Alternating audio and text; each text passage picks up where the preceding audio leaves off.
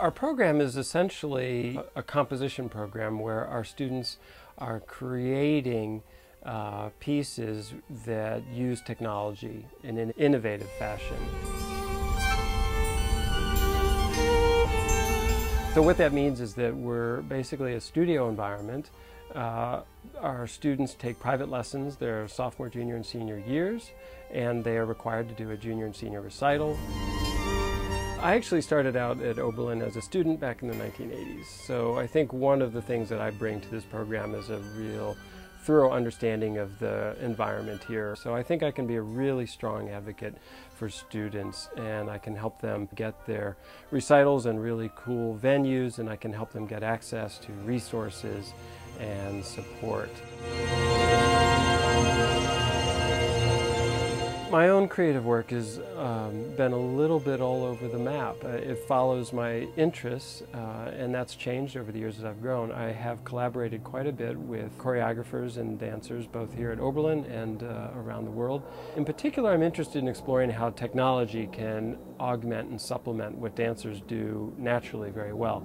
So, for example, I'm interested in using medical sensors to take information about the heart rate, or about breathing, or about brain activity, and using that information to control video and audio in real time. So while the dancer is performing on stage, they're not just dancing to music or along with video, they're actually performing the music in the video while they dance. Then there's another aspect of my work.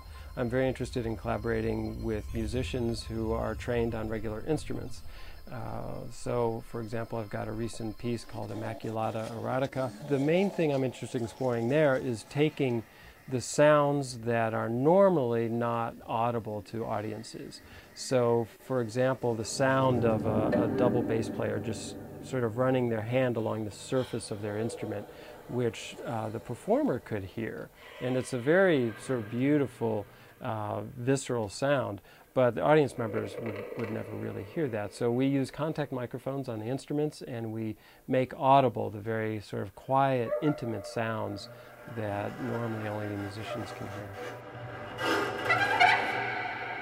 Some of the work that I do and some of my students are interested in doing is real-time manipulation of video and audio.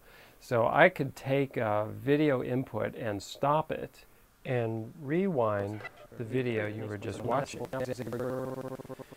This is a touchscreen control device. I've programmed a slider that allows me to manipulate the video playback in real time. I can design and create virtual controls on this that communicate with the computer. This software program, for example, has the current state of the device, and it can also send information to other programs. For example, this program called Max MSP allows me to manipulate audio and video in real time. So I can take this two-dimensional display here and touch it and start changing the timbre of the audio. I can adjust filters and reverb and pitch and rhythm. Take information about the heart rate or about breathing or about brain activity. I can also manipulate video. For example, a simple possibility is changing on stage. They're not just the color content. There's no reason, for example, I couldn't start changing my voice right now in real time. With this device, I really have a limitless number of possibilities. One of the things I'm interested in doing is taking what a trained musician can already do, for example, a singer who has